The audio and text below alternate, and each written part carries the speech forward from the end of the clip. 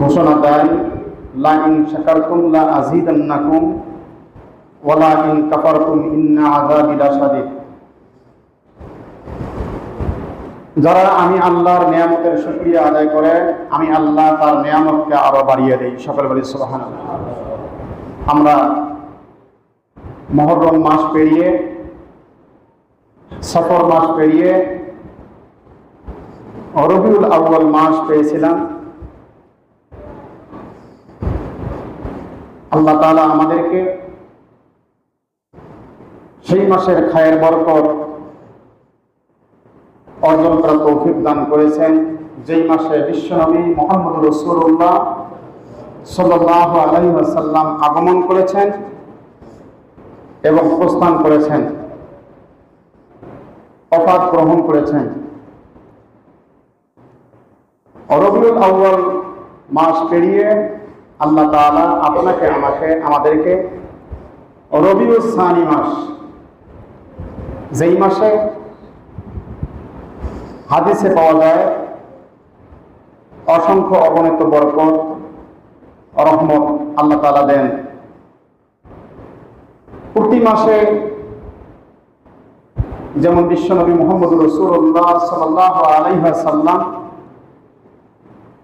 3টি করে রোজা রাখিয়ে দেখিয়েছেন, তেমনি করে এই মাসেও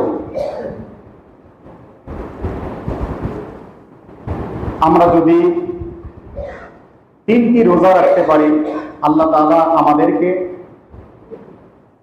সারা বছরে রোজা রাখার সমপরিমাণ সব আমলনামায় লিখে দিবেন। সকলে বলি সুবহানাল্লাহ। সে রোজা আমরা জানি, আইয়াম বিজা রোজা 13, 14, 15। বিশেষ করে এই মাসে আমাদের আদি পিতা হযরত আদম আলাইহিস সালাতু ওয়াস সালাম রোজা রেখেছিলেন। কেননা আদি পিতা আদম আলাইহিস সালাতু ওয়াস সালাম জান্নাতের ভিতরে নিষিদ্ধকৃত বৃক্ষের ফল যখন ভক্ষণ করলেন, আল্লাহ তাআলা তার চেহারাকে পরিবর্তন করে দিলেন, কুৎসিত আকার ধারণ করে। আদি পিতা আদম আলাইহিস সালাতু ওয়াস সালাম এবং হাওয়া আলাইহিস সালাতু ওয়াস সালাম এই 3টি রোজা রাখার কারণে আল্লাহ তাআলা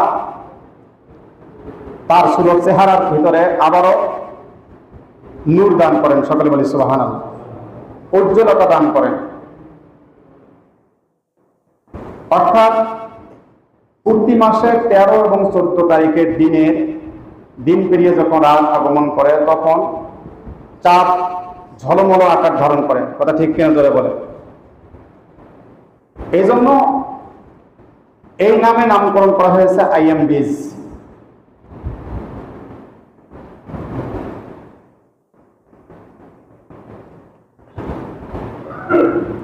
এই দিনগুলোতে যদি আমরা আমলে কাটিয়ে দিতে পারি,